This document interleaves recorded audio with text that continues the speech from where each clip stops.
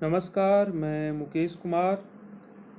आज हम UGC net जून 2016 का सेकंड पेपर हल कर रहे हैं। जिन्होंने चैनल सब्सक्राइब नहीं किया है वो सब्सक्राइब करें। तो शुरू करते हैं। आज का पहला क्वेश्चन है, अपर्दन का सामान्य चक्कर किससे संबंधित है?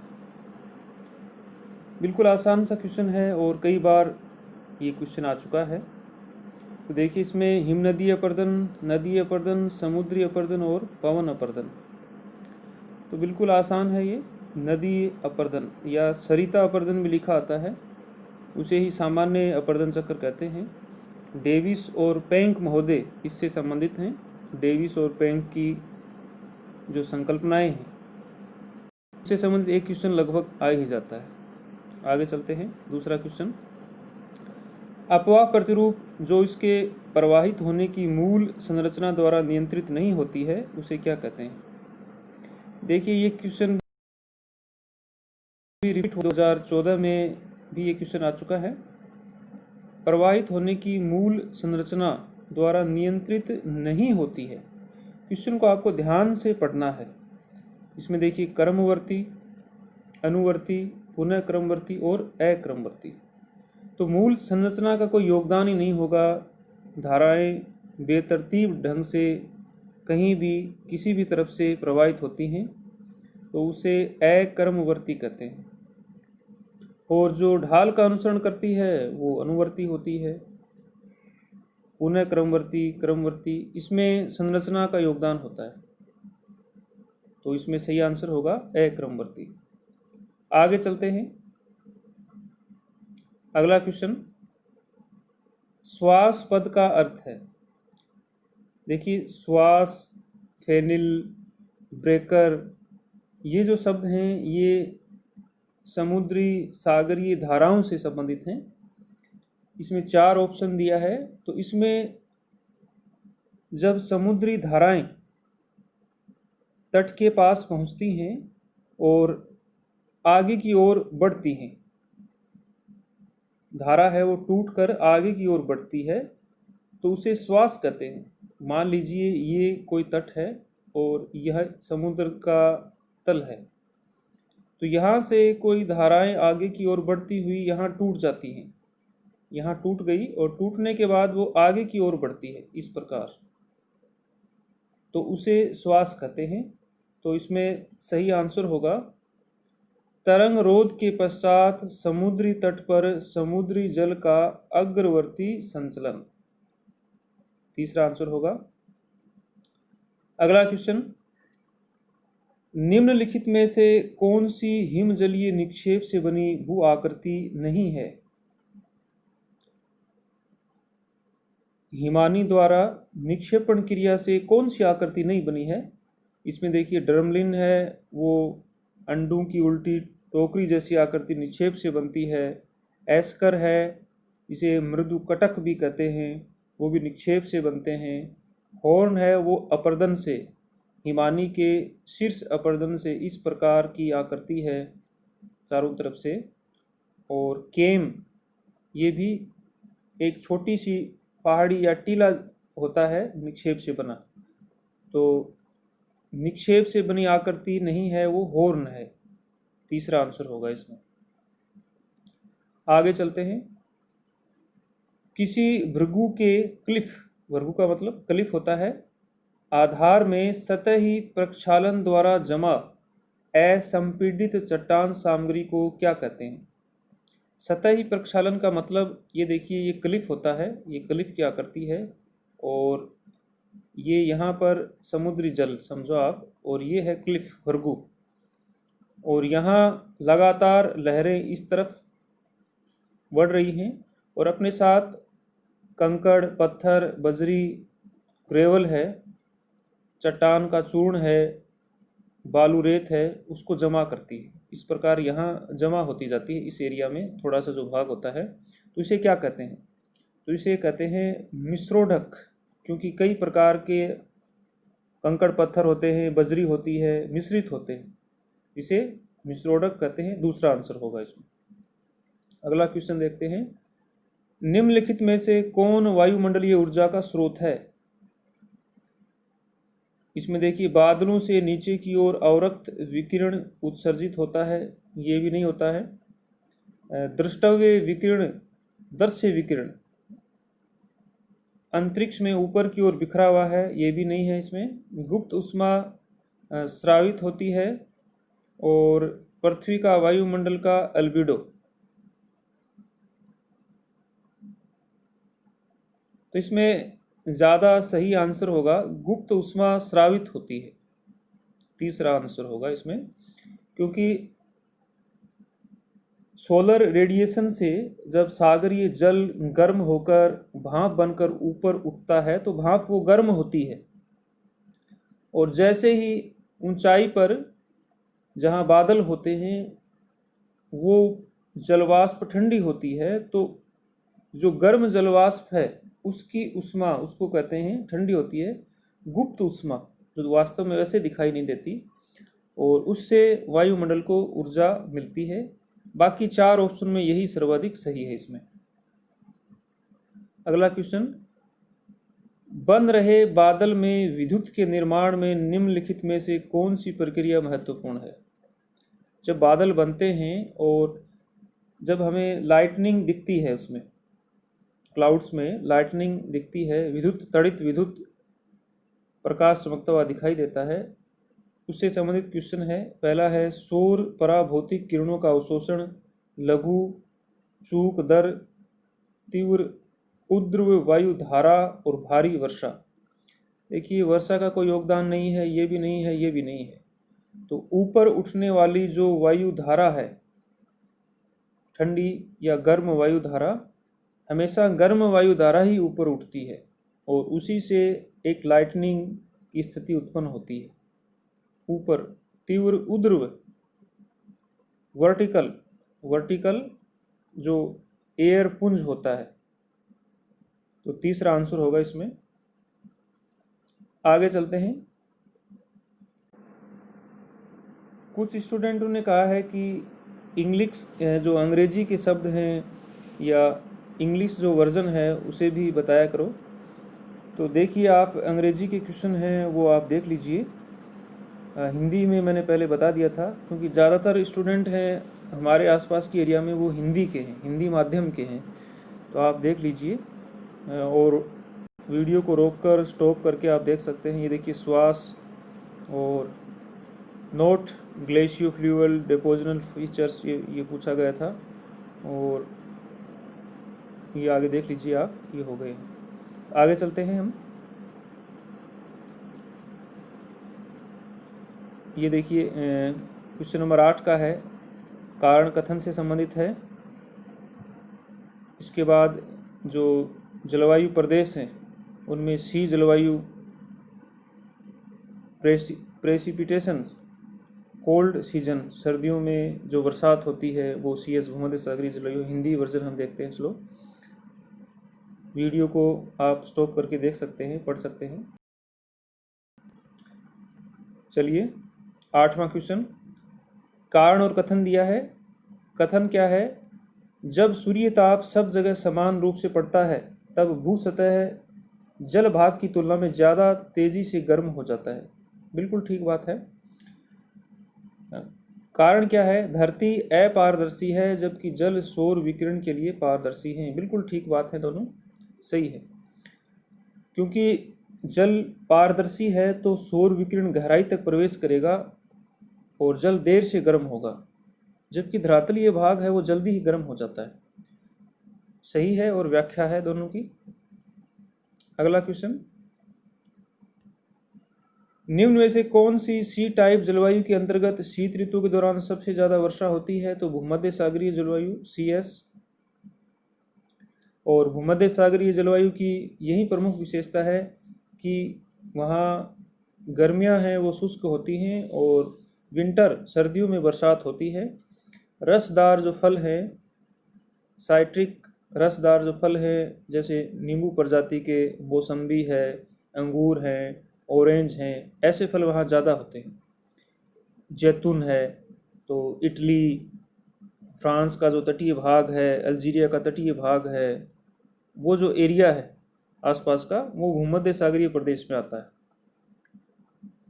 इसके अलावा कैलिफोर्निया और चिली, मध्य चिली का कुछ भाग है, ऑस्ट्रेलिया का कुछ भाग है, वहाँ पर भी CS भूमध्य सागरीय जलवायु पाई जाती है। अगला क्वेश्चन देखते हैं। कोरियोलिस बल के बारे में निम्न में से कौन सा एक कथन सही नहीं है?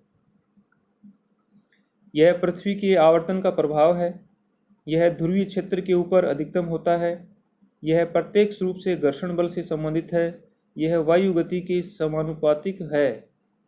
सही नहीं है पूछा है। क्वेश्चन को हमें पहले तो ध्यान से पढ़ना है, कई बार सही नहीं है, सही क्या है ध्यान से नहीं पढ़ते तो हम आंसर गलत कराते हैं और 2 या 4 नंबर से हम चूक जाते हैं, पास नहीं हो पाते। तो देखिए, पृथ्वी के आवर्तन का प्रभाव है, सही है बिल्कुल। ध्रुवीय क्षेत्र के ऊपर अधिकतम होता है, ये भी सही है। प्रत्यक्ष रूप से घर्षण बल से संबंधित है, ये भी सही है। यह वायु गति के समानुपातिक है, ये बिल्कुल गलत है, तो ये सही नहीं है 4 का, बाकी सही है सारे। अगला क्वेश्चन, अटलांटिक महासागर के तल से मध्य अटलांटिक कटक की ऊंचाई के संबंध में निम्नलिखित में से कौन सा कथन सही है? देखिए, यहाँ पर हम देखते हैं, ये समझिए, ये भूमध्य सागरीय भाग है और ये ऑस्ट्रेलिया का तटीय भाग है यहाँ पर, और ये यहाँ संयुक्त राज्य अमेरिका, फ्लोरिडा तट यहाँ से, और ये दक्षिणी अमेरिका। एक बार समझने के लिए, तो यहाँ से लेकर दक्षिण में अंटार्कटिक महाद्वीप एरेबस है, वहाँ से शुरू होता हुआ इस प्रकार ये यहाँ आइसलैंड तक फैला हुआ है मध्य अटलांटिक कटक, और लगभग 3000 से 4000 मीटर तक इसकी औसत ऊंचाई है। क्वेश्चन में क्या पूछा गया है? करीब 3 किलोमीटर ऊपर, 4 किलोमीटर ऊपर, 5 किलोमीटर ऊपर, 6 किलोमीटर ऊपर, तो ये 3000 से 4000 मीटर तक है, और किलोमीटर में है तो इसमें सही आंसर होगा करीब 3 किलोमीटर ऊपर। अगला क्वेश्चन, वह प्रवाल भित्ति जो सामान्यतः समुद्र तट के उस हिस्से में पाई जाती है जहां कोई छिछला जल मार्ग या लेगुन मिलता है, तो उसे क्या कहते हैं? प्रवाल भित्ति, प्रवाल अटोल्स जो होते हैं, कोरल्स, कोरल रीफ, अटोल्स जो वलय होते हैं उनको कहते हैं, और कोरल रीफ्स जो भित्ति होती है उनको कहते हैं। इसमें देखिए, रोधिका भित्ति, स्तबक भित्ति, रिबन भित्ति ये नहीं होता, तटीय प्रवाल भित्ति होता है। और इसका प्रमुख उदाहरण है ऑस्ट्रेलिया का जो उत्तरी पूर्वी तटीय भाग है, वहाँ ग्रेट बैरियर रीफ विश्व की सबसे बड़ी प्रवाल भित्ति है। इसे संबंधित क्वेश्चन है, पहले आ चुका है, और पिछली बार 2016 में जो एग्जाम हुआ था RPSC कॉलेज लक्सर, उसमें भी ये क्वेश्चन आया हुआ था, ग्रेट बैरियर रीफ किस तरफ है ऑस्ट्रेलिया के। आगे चलते हैं। 13 का क्वेश्चन, यदि क्योटो प्रोटोकॉल कार्बन डाइऑक्साइड के लिए है तो मॉन्ट्रियल प्रोटोकॉल किसके लिए है? देखिए, मॉन्ट्रियल है वो कनाडा में है और क्योटो जापान में है। मॉन्ट्रियल 1987 में हुआ था, और ये ओजोन परत से संबंधित है कि ओजोन परत नष्ट हो रही है। ओजोन परत है वो क्लोरोफ्लोरोकार्बन के अधिक होने से नष्ट होती है, और carbon dioxide Kyoto protocol green house से संबंधित है, और सर्वाधिक जो प्रभावी green house gas carbon dioxide है, तो इसमें आएगा क्लोरोफ्लोरोकार्बन। अगला क्वेश्चन, निम्नलिखित में से कौन सा कथन समान तापमान पर महासागरीय जल और वायु के घनत्व में अंतर के बारे में सत्य है? देखिए, महासागरीय जल का घनत्व वायु की तुलना में 800 गुना अधिक होता है, ये बिल्कुल सही है, पहला ही सही है इसमें। महासागरीय जल का घनत्व वायु की तुलना में 800 गुना अधिक होता है, बिल्कुल सही। अगला क्वेश्चन, निम्नलिखित में से कौन सी खाड़ी में विश्व का सबसे ऊंचा ज्वार आता है? बंगाल की खाड़ी, फंडी की खाड़ी, हडसन की खाड़ी और खंबात की खाड़ी। देखिए, बंगाल की खाड़ी, खंबात की खाड़ी ये तो भारत से संबंधित हैं, और फंडी की खाड़ी है जो कनाडा के पूर्वी तट पर है, न्यू फाउंडलैंड के समीप है फंडी की खाड़ी, जहाँ सबसे ऊंचा ज्वार आता है। ज्वार से लेकर उससे संबंधित जो क्वेश्चन आते हैं यूपीएससी एग्जाम में, जैसे चंद्रमा की गति को दुगुना कर दिया जाए, पृथ्वी के घूर्णन को कम कर दिया जाए, आधा कर दिया जाए, तो ज्वार में कितना अंतर आएगा, उससे संबंधित एक वीडियो मैं लेकर आऊँगा। और वो यूपीएससी एग्ज़ाम में, कॉलेज लेक्चरर में और नेट, यूजीसी नेट में, हालांकि यूजीसी नेट में ऐसा क्वेश्चन अभी तक तो नहीं आया है कि पृथ्वी की घूर्णन गति को दुगुना कर दिया जाए या चंद्रमा की घूर्णन गति को आधा कर दिया जाए तो अगला ज्वार कितने समय बाद आएगा, लेकिन कॉलेज लेक्चरर में ज़रूर एक क्वेश्चन आता है। आरपीएससी स्कूल लेक्चरर में भी पिछली बार एक क्वेश्चन आया हुआ है, तो उसका एक वीडियो मैं जल्द ही लेकर आ रहा हूँ। अगला क्वेश्चन देखते हैं, ये 16 से लेकर, ये देखिए, ये Who among the following feeded the history we treated geographically and geography we treated historically? इसमें हेरोडोटस महोदय ने ये कहा था इसके बारे में, तो ये इंग्लिश में है, आप देख लीजिए। Who among the following scholars made corrections to Ptolemy's book? Correction किसने किया था? अल इदरीसी ने किया था। उसने एक सिल्वर, चांदी का वर्ल्ड मैप भी बनाया था, मैं आगे हिंदी में बताता हूँ। और who developed the concept of mental map, gold and white, ये कॉन्सेप्ट एंड डेफिनेशंस दिया गया है आगे। चलिए हिंदी में बताता हूँ मैं आपको। क्वेश्चन नंबर 16 का, निम्नलिखित में से किसने यह वकालत की थी कि इतिहास को भौगोलिक दृष्टि से देखा जाना चाहिए और भूगोल को इतिहास की दृष्टि से देखा जाना चाहिए?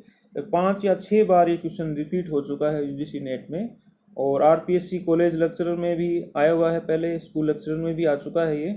और ये इसका सही आंसर है हेरोडोटस। हेरोडोटस यूनानी भूगोलवेता थे, और उन्होंने सबसे पहले महाद्वीपों के बारे में बताया था। एशिया, अफ्रीका और यूरोप 3 महाद्वीप होते हैं, और ये निश्चयवादी थे। हिस्ट्री इनका प्रमुख ग्रंथ है। अगला क्वेश्चन, निम्नलिखित में से कौन सा मात्रात्मक क्रांति का दार्शनिक आधार है? तो मात्रात्मक क्रांति, क्वांटिटेटिव रेवोल्यूशन, ये द्वितीय विश्व युद्ध के बाद लगभग 1950 और 1960 का दशक है, उससे संबंधित है। और उस समय भूगोल में नए नूतन आयाम विकसित हुए थे। भूगोल में मॉडल्स का प्रयोग हुआ था, मानवतावादी भूगोल, प्रत्यक्षवाद, आदर्शवाद, लगभग वो उसी से संबंधित हैं द्वितीय विश्व युद्ध के बाद से। तो इसमें मात्रात्मक जो क्रांति है उसका दार्शनिक आधार प्रत्यक्षवाद बना था, और प्रत्यक्षवाद से संबंधित आमटे जो महोदय हैं वो हैं। अगला क्वेश्चन, यह कथन कि मिस्र नील नदी की देन है, वही हेरोडोटस महोदय का कथन है ये, और उन्होंने सबसे पहले डेल्टा शब्द का प्रयोग किया था हेरोडोटस ने, और कहा था कि मिस्र नील नदी का वरदान है या नील नदी की देन है। और उन्होंने नील नदी में काफ़ी दूर तक यात्राएं भी की थी। आगे चलते हैं। निम्नलिखित में से किस विद्वान ने टोलेमी की पुस्तक में सुधार किया था? अल इदरीसी ने सुधार किया था टोलेमी की पुस्तक में। टोलेमी प्रमुख भूगोलवेता हुए हैं जिन्होंने मानचित्र प्रक्षेप का प्रयोग किया था और विश्व मानचित्र प्रक्षेपों के आधार पर बनाया था। अल इदरीसी ने इनमें सुधार किया और एक चांदी का विश्व मानचित्र बनाया था। अगला क्वेश्चन, निम्नलिखित में से किसने मानसिक मानचित्र, मेंटल मैप्स की अवधारणा, गोल्ड और वाइट? मानसिक मानचित्र, मेंटल मैप्स से संबंधित क्वेश्चन लगभग हर बार पूछा जाता है। इसमें देखिए, एक तो मेंटल मैप्स है और एक है मैप्स इन माइंड्स। तो मैप्स इन माइंड्स है वो डाउन्स और स्टी है, एक पुस्तक है, और मेंटल मैप्स गोल्ड और वाइट है, तो ये ध्यान में रखना आप। अगला क्वेश्चन 21 का, ये अवधारणाएं हैं और परिभाषाएं दी हुई हैं। Continuous of urban sizes, loss model, urban hierarchy और प्राइमेट नगर। नगरीय भूगोल से संबंधित है। जल्द ही मैं कल या परसों नगरीय भूगोल से संबंधित एक वीडियो लेकर आऊँगा और उसमें से आपको 3 या 4 क्वेश्चन आने वाले एग्जाम में ज़रूर देखने को मिलेंगे। तो इसमें देखिए आप, कंटिन्यूम ऑफ अर्बन साइजेज, इसमें ये रैंक साइज रूल से संबंधित है, रैंक से संबंधित है। और घटते रैंक के साथ शहरी जनसंख्या आकार में धीमी और सतत गिरावट, इसमें ये डी का होगा आंसर इसमें। फिर ऑगस्टस लॉस का मॉडल, उसमें क्या बताया गया है, विभिन्न स्तरों पर विभिन्न षटकोणीय प्रणालियां कार्य करती हैं और वे एक दूसरे पर आरोपण की स्थिति में होती हैं, इसमें ये सी का होगा। अर्बन हायरार्की, नगरीय पदानुक्रम, और इसमें घटते हुए कस्बों का समूह परंतु आकार और महत्व में लगभग बराबर, इसमें पहला होगा। और प्राइमेट नगर, प्रधान नगर की संकल्पना, ये मार्क जेफरसन से संबंधित है। इसमें सबसे बड़े नगर और निकटतम दूसरे नगर के बीच का संबंध दर्शाया गया है। इसमें देखिए ऑप्शन में पहला है, इसमें डी है, तो ये पहला ही ऑप्शन बन रहा है इसमें। आगे चलते हैं। अब देखिए आप, अंग्रेजी के क्वेश्चन हैं, आप पढ़ लीजिए वीडियो को रोककर। ये देखिए इसमें कौन से सन में सबसे ज़्यादा नगरीय वृद्धि हुई है, जनसंख्या विस्फोट का समय कौन सा है, ये कई क्वेश्चन है, इसमें हम पढ़ेंगे। ये देखिए, जो अपने आप को कोई जुताई कर लेते वाली मिट्टी कौन सी है, सेल्फ मल्चिंग सॉइल कौन सी है, ये आप वीडियो को रोक कर पढ़ सकते हैं। तो देखते हैं यहाँ पे, निम्नलिखित लेखकों में से किसने किसी शहर के जनसंख्या घनत्व की पद्धति की व्याख्या करने हेतु सूत्र दिया था, dx बराबर do e माइनस bx, ये पावर के रूप में दिया है, जहाँ dx सिटी सेंटर से x दूरी पर जनसंख्या घनत्व d को दर्शाता है, do केंद्रीय do या d शून्य केंद्रीय घनत्व को, e दूरी के घातांक और b घनत्व की प्रवणता को दर्शाता है। तो ये किसने दिया था, देखिए C Clarke, B J L Berry, J W Symonds और डब्ल्यू इजार्ड। इसमें देखिए ये क्लार्क महोदय ने प्रस्तुत किया था ये सूत्र, कॉलिन क्लार्क। अगला क्वेश्चन, भारत की 2011 की जनगणना के अनुसार भारत की कुल जनसंख्या के संबंध में कौन सा आंकड़ा सही है। ये देखिए बिल्कुल आसान सा क्वेश्चन है और इसमें गलती होने की संभावना रहती है। हम क्या दशमलव में पढ़ते हैं, 121.8 करोड़ ऐसे पढ़ते हैं, तो ये वैसा ही पूछ लिया है बिल्कुल। तो इसमें देखिए 1,21,8,21,58,977, ये ध्यान में रखना है आपको। तो ये पहला है इसका आंसर। अगला क्वेश्चन, भारतीय जनसंख्या में तीव्र वृद्धि का चरण किस कालावधि के दौरान था। जनसंख्या विस्फोट की अवधि जिसे कहते हैं वो था 1951 से 1981। 4 से 5 बार ये क्वेश्चन आ चुका है इससे पहले और आगे भी आने की संभावना है। आगे चलते हैं। अगला क्वेश्चन, विश्व की मानव जनसंख्या के दूसरी बार दुगुना होने की अवधि निम्नलिखित समय अंतराल में किसके बीच थी। देखिए पहले जनसंख्या बहुत कम थी और पिछले 50 वर्षों में जनसंख्या बहुत ही तेजी से बढ़ी है।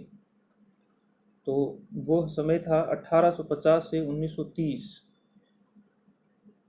तीसरा आंसर होगा इसमें। अगला क्वेश्चन, निम्न में से कौन सी कृषि भौगोलिक पद्धति फसल विविधीकरण अध्ययन के लिए सही है। पढ़ने का मतलब व्यापारिक कृषि, सुव्यवस्थित कृषि, व्यवहारवादी या क्षेत्रीय। तो इसमें सही आंसर होगा क्षेत्रीय। कृषि की जो क्षेत्रीय पद्धति है वो सबसे ज़्यादा उपयुक्त होती है। किसी क्षेत्र विशेष में वहाँ की जलवायु दशाओं, धरातल की अवस्थिति और मिट्टी कैसी है उसके आधार पे कृषि की जाती है, तो वो क्षेत्र विशेष है उसका प्रमुख योगदान है।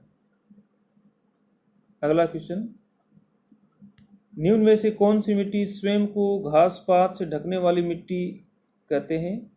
तो वो काली मिट्टी है, लावा वाली मिट्टी।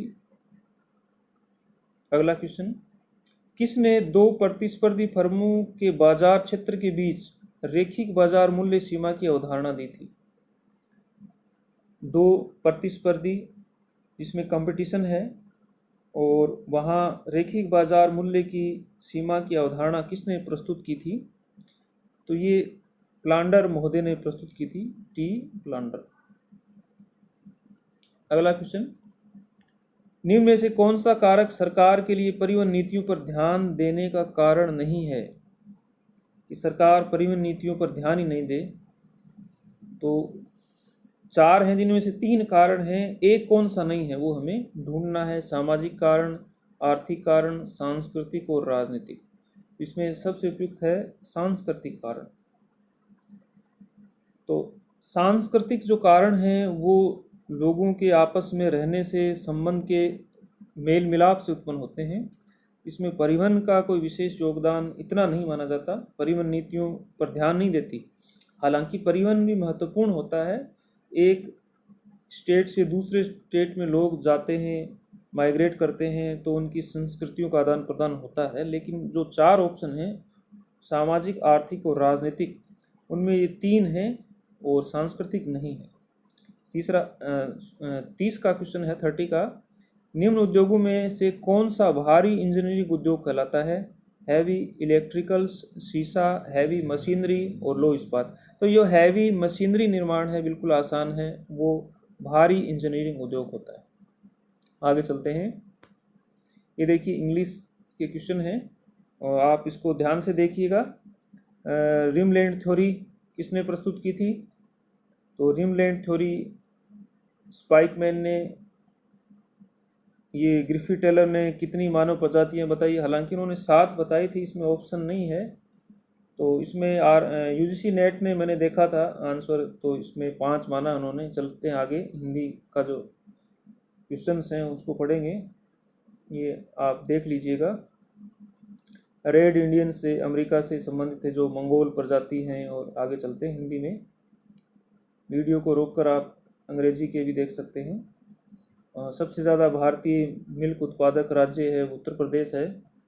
तो देखते हैं, जल्दी जल्दी देख लेते हैं। निम्नलिखित में से किसने रिमलैंड सिद्धांत दिया? स्पाइकमैन ने दिया था। और इन्होंने पुस्तक लिखी थी ज्योग्राफी ऑफ पीस, शांति का भूगोल।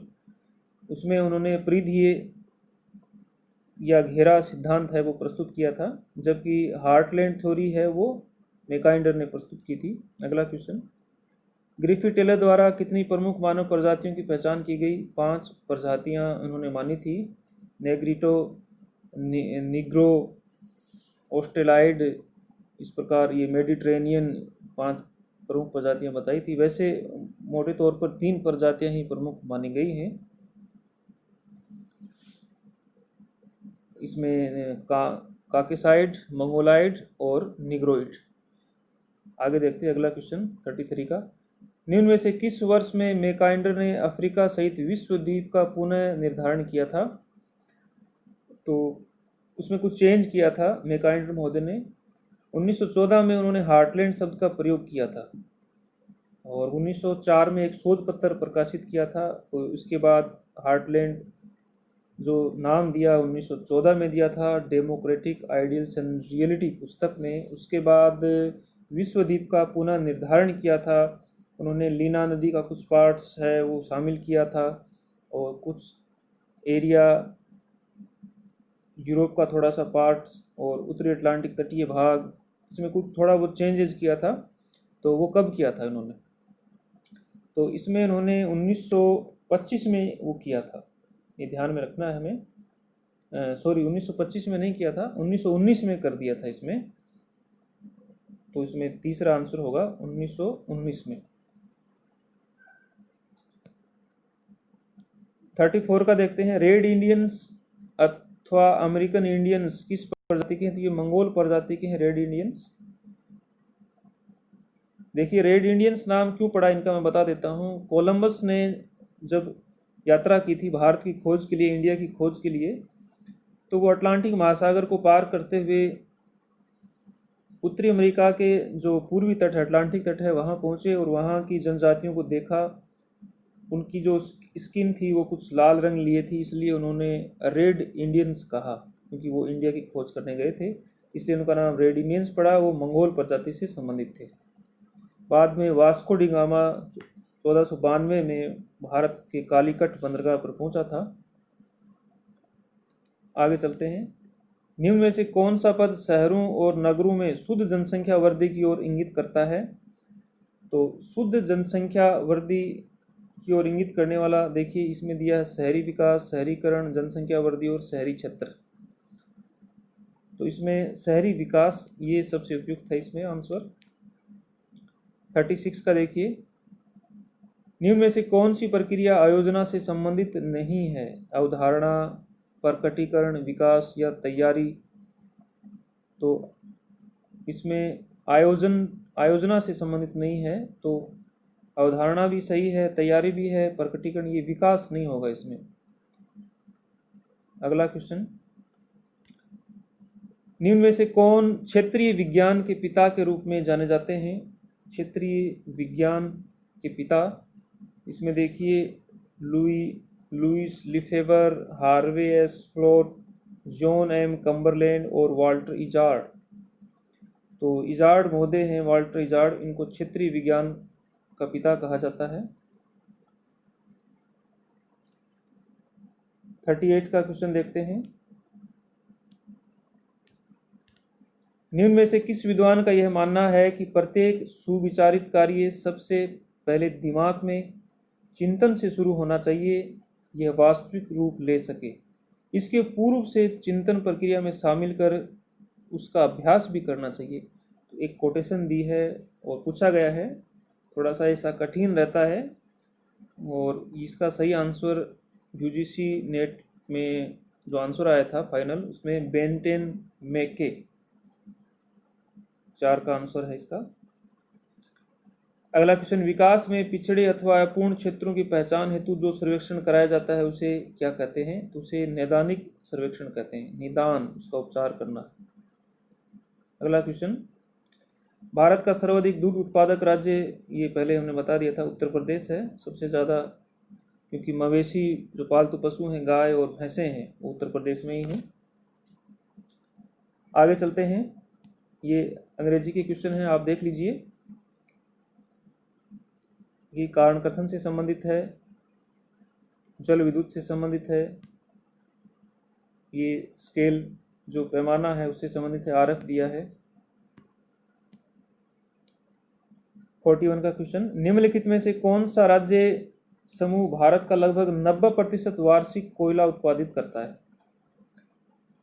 इसमें देखिए सबसे ज़्यादा कोयला उत्पादन करने वाला राज्य छत्तीसगढ़, ओडिशा और महाराष्ट्र, ये हैं, प्रमुख हैं। तो ये पुराना है थोड़ा सा, झारखंड भी आता है इसमें, तो इसमें झारखंड, उड़ीसा और पश्चिम बंगाल 4 का ये आंसर होगा इसमें। अगला क्वेश्चन, निम्न में से किस वर्ष भारत विश्व में सबसे अधिक वाहन निर्माता देश बन गया था? तो ये 2009 में सबसे ज़्यादा वाहन निर्माता देश बन गया था भारत। अगला क्वेश्चन कारण कथन का दिया है इसमें। कथन क्या है? भारत में गेहूं उत्पादन क्षेत्र अर्ध आर्द्र एवं अर्ध शुष्क क्षेत्रों तक सीमित है। इस फसल को अत्यधिक स्थिरतम पानी की आवश्यकता नहीं होती। अर्ध आर्द्र अर्ध शुष्क क्षेत्र, ठीक है। और अत्यधिक पानी की स्थिरता का मतलब ज़्यादा देर तक पानी की आवश्यकता नहीं होती। जैसे चावल की फसल के लिए चावल के पौधों में कई दिनों तक पानी भरा रहना चाहिए, उनकी जड़ों को पानी चाहिए, इसमें नहीं है। ठीक है, लेकिन व्याख्या नहीं कर रहे हैं ये, तो सही है, व्याख्या नहीं करते। अगला क्वेश्चन, भारत के किस राज्य में सुवर्णश्री जल विद्युत परियोजना अवस्थित है? अच्छा क्वेश्चन है ये, अरुणाचल प्रदेश में है सुवर्णश्री जल विद्युत परियोजना।